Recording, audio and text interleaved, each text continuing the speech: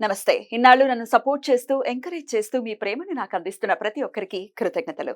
అలాగే ఈ వీడియో కూడా ఖచ్చితంగా మీకు ఉపయోగపడుతుంది. లైక్, షేర్ అండ్ సబ్స్క్రైబ్ చేసి మీ సపోర్ట్‌ని నాకు అందించండి. అలాగే ఈ వీడియో పట్ల మీకున్న అభిప్రాయాన్ని కామెంట్ సెక్షన్‌లో కామెంట్ చేసి తెలియజేయండి.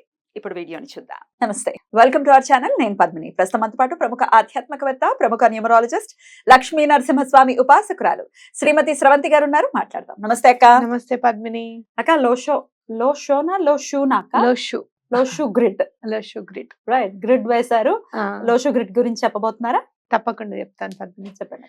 ఎందుకంటే చాలా మందికి మనము వేసుకుంటూ ఉంటాం కదా, గ్రహాలు ఎక్కడ ఉన్నాయని చెప్పి మన కుండలి అంట. ఎక్కడెక్కడ ఏ గ్రహం ఉంది అనేది చూసుకుంటూ ఉంటాం. అలానే ఇది కూడా చూసుకుంటాం అన్నమాట. ఈ గ్రిడ్ కూడా అదే. అయితే కుండలికి సమానంగానే చెప్పుకోవచ్చు మనం దీన్ని. అందులో ఇది భగవంతుడు ఇచ్చిన వరంగా కూడా మనం ఇది భావించవచ్చు అన్నమాట. అసలు ఈ గ్రిడ్ ఎట్లా వచ్చింది అనే దాని మీద ముందు చిన్నగా తెలుసుకుందాం. అంటే ఏదైనా తెలుసుకునేటప్పుడు భగవంతుడు మనకి ఇచ్చిన వరంగా భావించి ఆ యూనివర్స్ కి మనం కృతజ్ఞతలు చెప్పుకుంటే మనకి ఆ విషయం బాగా అర్థమవుతుంది. అందులో నుంచి ఎలాంటి ఫలితాలు మనం పొందాలనుకుంటున్నాం అనేది మన కోరిక కూడా సాకారం అవుతుంది. అయితే ఈ గ్రిడ్ అనేది ఒక రాజుకి కనపడిందట. ఆ రాజు నది ప్రవాహం వల్ల చాలా వరదల వల్ల చాలా మంది ఇబ్బంది పడడము, అలా ఉపాసన పరుడు అనమాట ఆ రాజు. అసలు ఎందుకు అట్లా అయింది అని చెప్పి ఆలోచించుకుంటూ వెళ్తూ ఉంటే ఒక పెద్ద టర్టిల్ ఉందంట. అంటే చాలా పెద్ద మనకి తాబేలు అయితే ఉన్నప్పుడు దాని మీద ఈ గ్రిడ్ కనపడిందిట.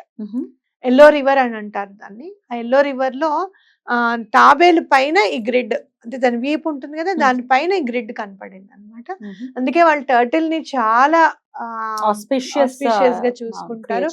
నిజంగా చెప్పాలి అని అంటే అలా విష్ణుమూర్తి అలా తాబేలు రూపం ధరించాడు కాబట్టి మందర పర్వతాన్ని ఆయన మోయగలగడము, నిజంగా అమృతం అనేది మనకి రావడం, చంద్రుడు గాని లక్ష్మీదేవి గాని అందరూ కల్పవృక్షం గాని ఇవన్నీ కూడా.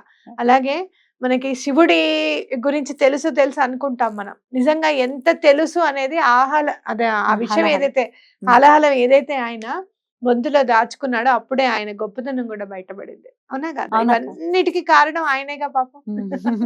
సో వాళ్ళ అందరికీ మనము చక్కగా కృతజ్ఞతలు చెప్పుకుంటూ ఈ గ్రిడ్ గురించి చెప్పుకుందాం. అయితే కనిపించడంలో ఈ నంబర్స్ తో సహా కనపడిందా? ఇట్లా ఆ నెంబర్స్ తో సహానే, నెంబర్స్ తో సహా కనపడింది అనమాట.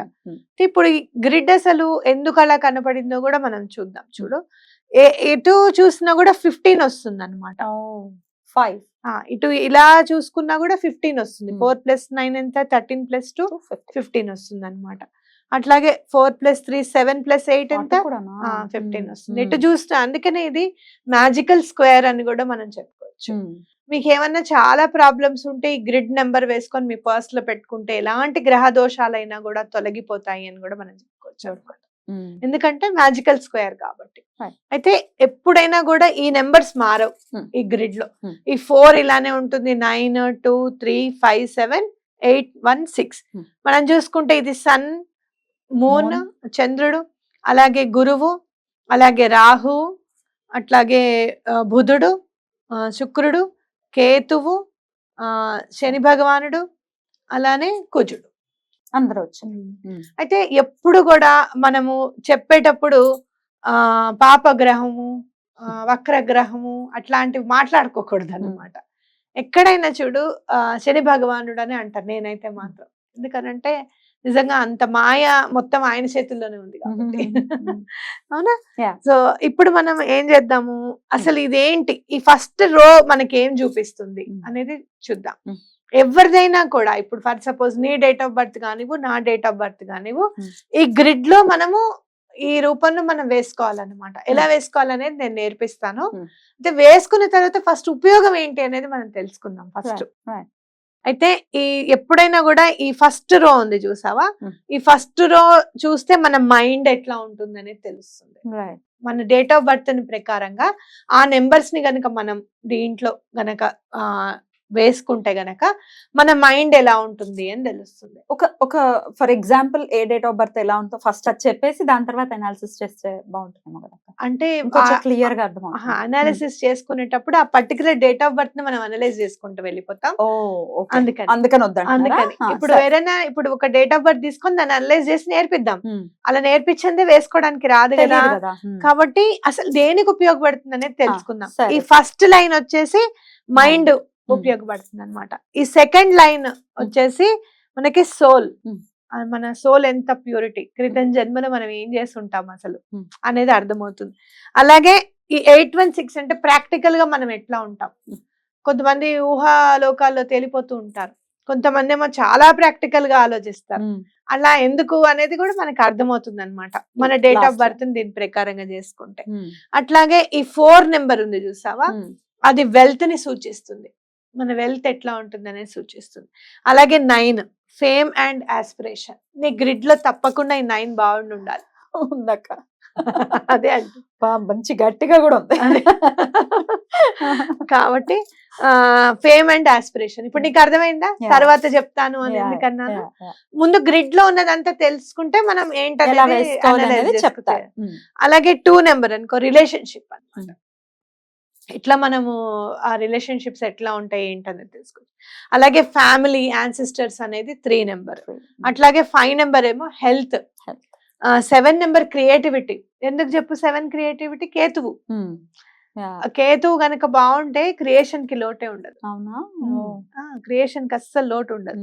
అలాగే వెల్త్, రాహు ఎప్పుడు నేను చెప్తాను, రాహు ఎక్కడ నైరుతిలో ఉంటాడు. లక్ష్మీ అమ్మవారు నైరుతి అని మనం తీసుకుంటాం కదా, వెల్త్ అని మనం రాసుకున్నాం చూసా. అట్లానే 8 స్టడీ అండ్ నాలెడ్జ్. ఎవరికైతే సాటర్న్ బలంగా ఉంటారో వాళ్ళ నాలెడ్జ్ చాలా అపారంగా ఉంటుంది అనమాట. అట్లాగే career and life path 1 number. అట్లాగే 6 వచ్చేసి హెల్ప్ఫుల్, ఫ్రెండ్స్, ట్రావెల్. మీరు నేర్చుకునేటప్పుడు ఏం చేస్తారు అని అంటే 1 నుంచి సీక్వెన్స్ గా నేర్చుకోండి. నేర్చుకుంటే ఏమవుతుంది అని అంటే ఇప్పుడు చూడు 2 రిలేషన్షిప్స్, 1 కెరీర్ లైఫ్ పాత్ మీరు రాసుకోండి చక్కగా. 1 కెరీర్ లైఫ్ పాత్, 2 వచ్చేసి రిలేషన్షిప్స్, 3 వచ్చేసి ఫ్యామిలీ అండ్ యాన్సెస్టర్స్, 4 వచ్చేసి వెల్త్, 5 వచ్చేసి హెల్త్, అండ్ 6 వచ్చేసి హెల్ప్ఫుల్ అంటే ఫ్రెండ్స్ ఎట్లా ఉంటారు మనకి, ట్రావెల్ చేయడం మనకి ఇష్టమా లేదా, అసలు మనం ఎక్కడికైనా ట్రావెల్ చేస్తామా లేదా అనేది 6 అన్నమాట. అట్లాగే మనం 7 వచ్చేసి క్రియేటివిటీ. అలాగే మనకి 8 వచ్చేసి స్టడీ అండ్ నాలెడ్జ్.